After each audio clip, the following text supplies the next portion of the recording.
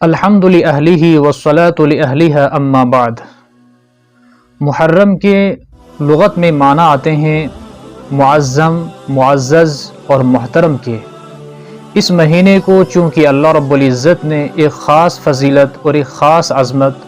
اور ایک خاص اہمیت عطا فرمائی ہے، اس لیے اس مہینے کا نام محرم الحرام رکھا گیا ہے۔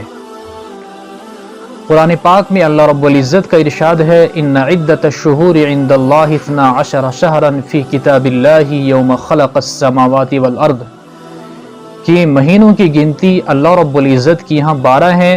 اسی دن سے جس دن اللہ رب العزت نے آسمان اور زمین کو پیدا فرمایا اللہ کی کتاب میں۔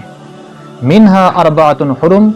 ان 12 مہینوں میں سے 4 مہینے ایسے ہیں جو کہ اللہ رب العزت کی یہاں بڑے محترم ہیں، اور وہ 4 مہینے ان میں سے ایک شوال المکرم ہے، ذی قعدہ ہے، ذی الحجہ ہے، اور ایک رجب المرجب ہے جو کہ جمادی الاخری اور شعبان کے درمیان میں آتا ہے۔ صحیح بخاری کی روایت ہے، نبی کریم صلی اللہ علیہ وسلم نے حجۃ الوداع کے موقع پر فرمایا کہ زمانہ اسی رفتار پہ چل رہا ہے جس دن اللہ رب العزت نے آسمان اور زمین کو پیدا فرمایا۔ اس دن اللہ رب العزت نے مہینوں کی تعداد 12 مقرر فرمائی ہے۔ آج بھی وہی زمانہ ہے، اور ان 12 مہینوں میں سے 4 مہینے حرمت اور عظمت کے مہینے ہیں۔ ان مہینوں میں سے 3 مسلسل ہیں، یعنی ایک ساتھ ہیں، ذی قعدہ، ذی الحجہ اور محرم، اور ایک مہینہ جمادی الاخری اور شعبان کے درمیان میں آتا ہے، یعنی رجب المرجب۔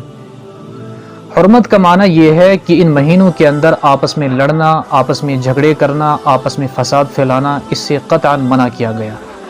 اور اس کا یہ معنی نہیں ہے کہ ان 4 مہینوں کے علاوہ آپس میں لڑنا درست ہو، جائز ہو، اور ایک دوسرے کا خون کرنا، ایک دوسرے پر ظلم کرنا جائز ہو، یہ قطعاً اس کا معنی نہیں ہے،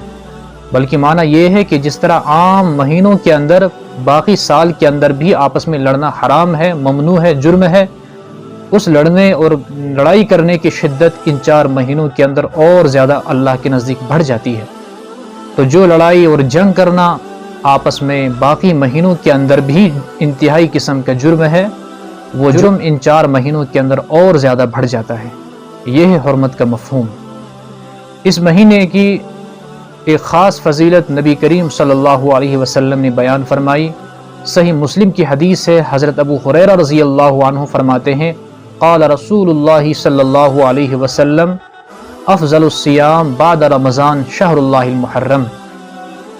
کہ رمضان المبارک کے روزوں کے بعد سب سے بہترین روزے اللہ رب العزت کی یہاں اللہ کے مہینے محرم الحرام کے روزے ہیں۔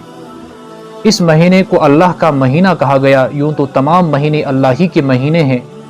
سب اللہ کی مخلوق ہے، مگر اس کی اہمیت کو اور اس کی فضیلت کو اور اس کی عظمت کو ظاہر کرنے کے لیے بتایا گیا کہ اللہ کا مہینہ ہے۔ اس مہینے کے اندر اللہ کے رسول صلی اللہ علیہ وسلم کثرت سے روزہ رکھا کرتے تھے،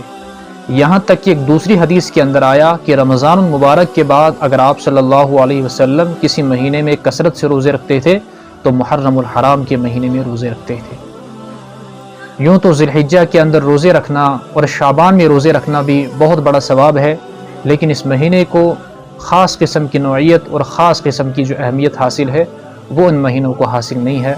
اللہ رب العزت اس مہینے کی قدر کرنے کی توفیق عطا فرمائے۔